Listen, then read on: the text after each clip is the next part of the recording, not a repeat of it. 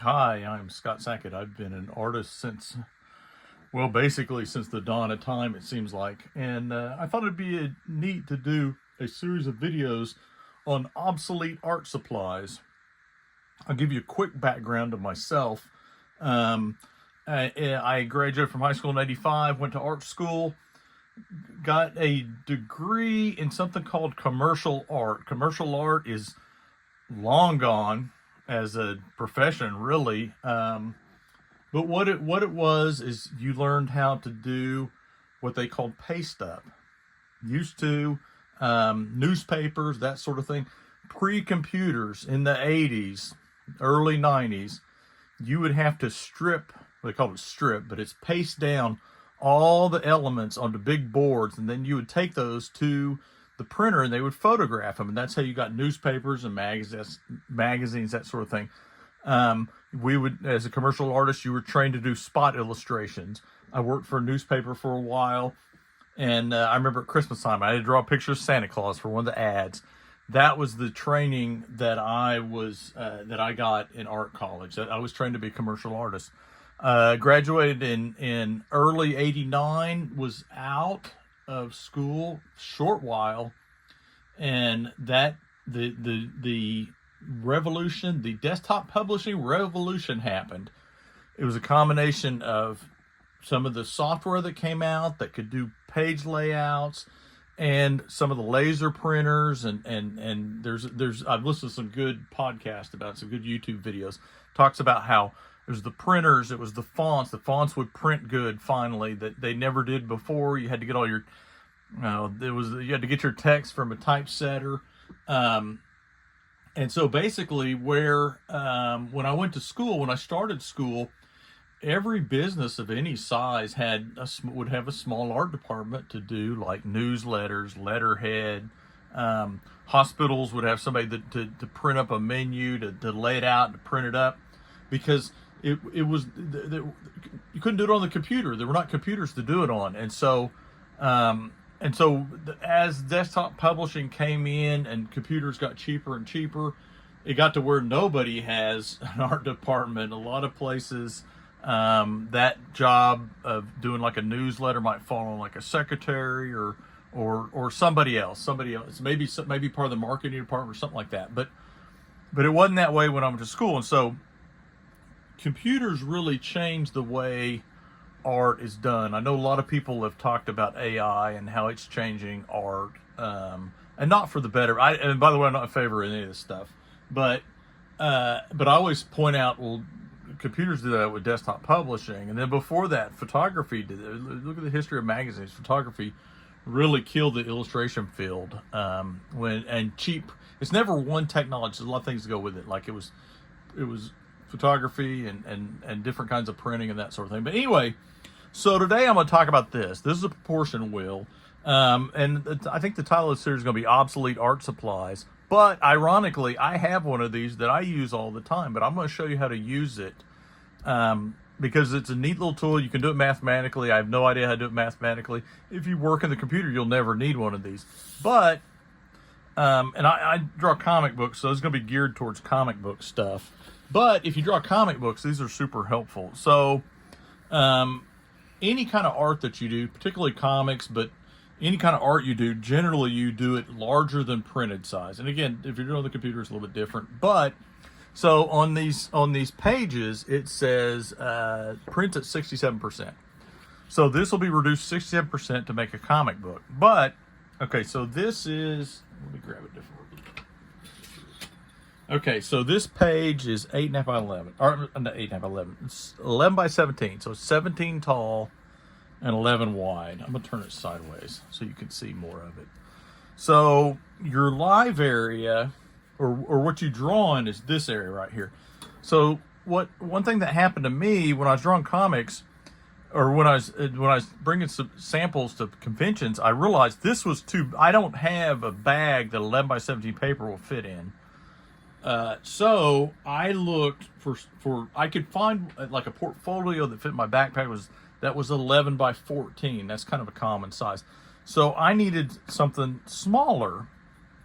So I'm going to show you how you use a proportion wheel to figure this out. Now, you would think this is 17.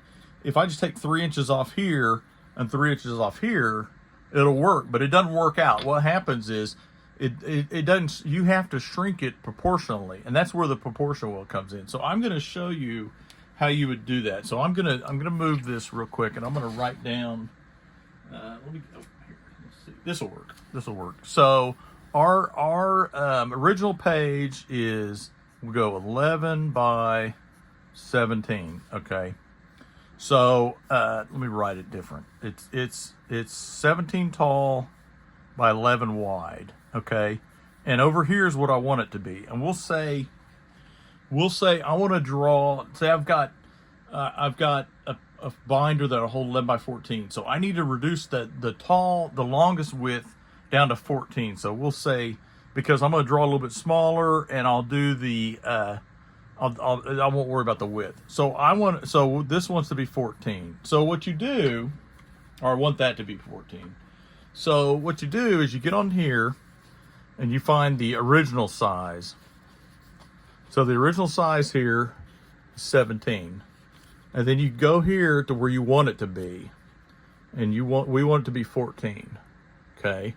So you come over here and you look, and it's 82%. So that tells you, so if you want to reduce it, I'll write that down, 82%. Okay. So this is 11, so it's going to be, I don't know what that ends up being, a 9 and a 16th. So it's a weird size, 9 and a 16th. I think when I was doing this, I did 14 by 9 and just split the difference. So this will be your new page size. And notice that is not 3 inches off and 3 inches off, but that's 82% of what we had. So like something else you could do, or like another way to do it, do this. Say if you look at this and you go, well, I don't need all this stuff on the side. There's a lot of wasted space on these pages. I just want my printed page. Or maybe you want to draw a little bit bigger, and maybe you want to go up. We'll say we'll go up. So this drawing area is 14. So this will almost fit on a bigger page. Okay, so it's 14. I'm writing this down. 14 by, and then this way is 9. It's just a hair under 9. We'll call it 9 because I'm lazy. 9. So it's 14 by 9. That's the actual drawing area. So say you get some paper and you're like, man, I'm going to do this really detailed comic book. I want to draw it. I want that drawn area to be huge. And say your comic paper is 24 by 16. We'll say the paper is 24 by 16. So you're like, how big can I blow this up? So, well, you don't want to go 24. So we'll say you want your image to be 23 by, we'll say like 15. So you get your proportion wheel, find your 14, because that's your large side. And let's see, will 14 go into 24? So you can look here and you get along here. You can see that. So 14 goes in 24. It's 172%. So we got our 9, and our 9 is just a hair under 16. So that would work. We could do that. So we'll do 16 to, what did I say, 24? Or I'm sorry, 14 to 24. Oh, let's do 23. We'll do 23. So 14 to 23 is 165. And then on the 9-inch side, it ends up being 14 and 3/4. Okay, so anyway, that's what you could do with a proportion wheel. You can figure out, and it keeps your, comic book, and really anything, any kind of art you do, you want the proportions to stay the same, whether you blow it up or shrink it down. And so that's what this is for. This is episode 1 of the Obsolete Art Supplies, the proportion wheel. If you use the proportion wheel, maybe you are an old school commercial artist. Shoot me a comment below. If you've never seen this, shoot me a comment. If you think this is crazy and you may even owns one of these, shoot me a comment. Anyway, thank you very much for watching. Keep an eye out for episode 2. Not sure what it's going to be on yet, but I have a couple of things coming up that I think will be really good. Anyway, thank you very much. Again, my name is Scott Sackett.